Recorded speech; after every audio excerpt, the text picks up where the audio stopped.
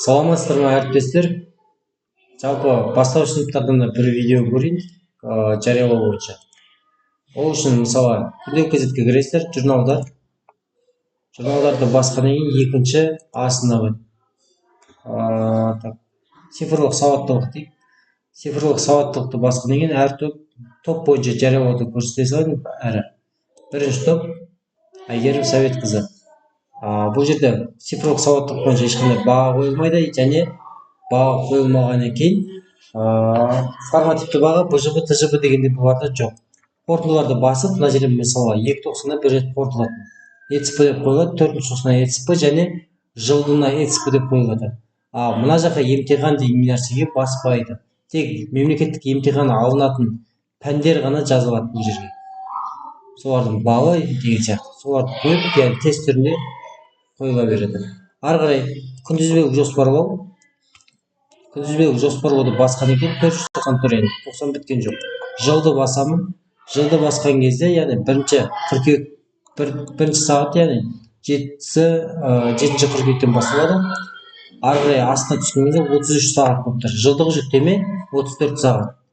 34 сағат болған екен, яғни бұл жерде 33-ші шығып тұр. Мынаның арасына екінші тақырыпты қосып, билейтін робот жасау, нөмір 2-ші тақырып, 2 дропты қоясыздар, сызықшаны.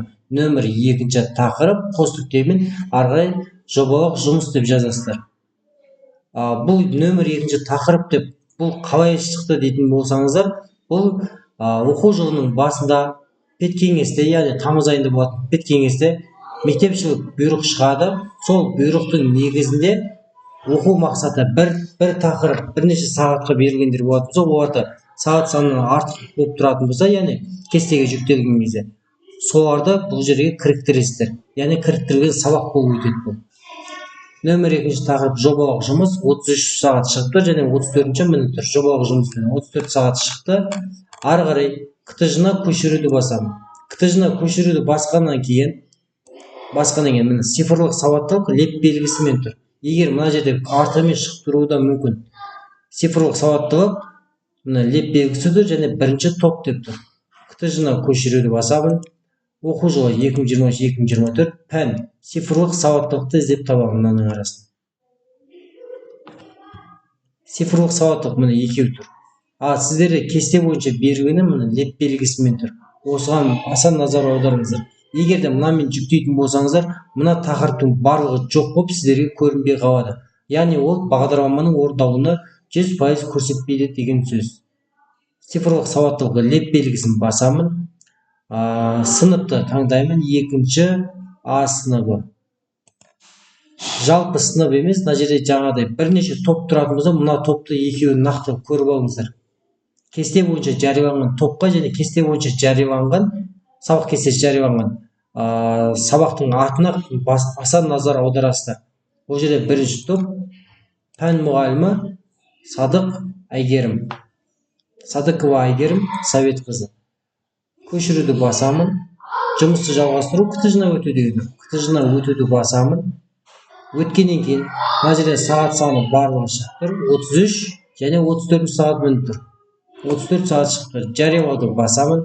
Жариялау, үлестіру басқа деген толық жыл әрі қарай деп басқа деген мына жерден жоғары жағынан бір ғана галочканы басып астына түсемін да үй тапсырмасымен үйлестіру дегенді баспайсыздар. Бұны баспайсыздар. Әрі қарай батырмасын басамын. Төменгі қарай түсемін. Үлестіруді басамын. КТЖ кесте бойынша үлестіруді. Енді бұны бағдарламаның орындалуынан көрсек болады. Немесе КТЖ-дан бір қарап жіберсеңіздер, КТЖ-на басасыздар. 2-ші А сыныбы. 2-ші А сыныбы 33 сағат, бірінші топ Садықова жарияланды деп тұр. Енді бұны ары қарай бағдарламаның орындалуынан қарайтын болсақ, есептерге кіресіздер. Пән мұғалімде кіреді, бұны сынып жетекші де кіреді. Мына жерде бағдарламаның орындалуы сыныптар бойынша сынып жетекші өткізеді. Ал сынып жетекші өткізу үшін мына пән мұғалімдері толық 100% жариялап тастау керек. Мына жерде цифрлық сауаттылықты басамын. Пән мұғалімі мектеп бойынша 3 мұғалімі көрсетіп тұр, яғни Садықованы басамын. Толық жылды басамын. Есепті құрастыруды басамын. Есепті құрастыруды басқан кезде міне 2-ші А тобы 33 сағат мына жерде бергені 31 болып тұр. Бірақ 93-94% құрап тұр. Демек, бұл кісіде, яғни пән мұғалімі ретінде 100% орындалмай тұр. Қалған пайызы, егер де замен өтілген болатын болса, заменнен іздейміз. Мысалы, ол заменде өткен мұғалімнің өзі, мысалы, Дуанбекова деген кісі өткен болатын болса, сода қалған 7%, 9% сол жақта шығу керек болады. Мына жерде шығу керек болады. Ол кісі егер жарияламаса, оны көре алмайды. Ақбай Санияны көрейік, пән мұғалімі ретінде. Бұны көрсек, яғни әлі жарияламаған. Екінші тобы тұр. Бірінші топта әлі жарияламаған. Ол кісіде әлі сабақ берген сыныбым жарияламаған. Сондықтан оны күтеміз. Бірақ оны күтемін және өзі ғана жариялайды деген нәрсе жоқ. Жиі қарап бұны жариялауын қадағалаймын. Мысалы 93-94%, демек 2 сағатты ма 1 сағатты өткен болып тұр заменға. Соның салдарынан, яғни бұл жерде замен қалай өтеді дейтін болса, пән мұғалімі курсқа кетті немесе больничныйға шықты, без содержания жазды деген сияқты нәрсемен орнына замен жазылуы мүмкін. Сол кезде оның сағаттары сол жаққа кетіп қалады автоматты түрде.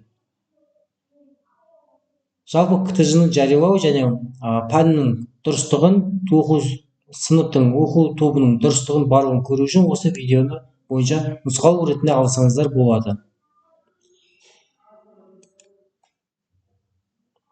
Сонымен қатар жалпы күнделікті газетке осы КТЖ кесте жариялау, бір оқушы бірнеше топта жүретін болса, ол бойынша сұрақтар болса, төменде немесе YouTube каналының бас жағында телефон нөмірі бар, WhatsApp арқылы сол жазсаңыздар болады.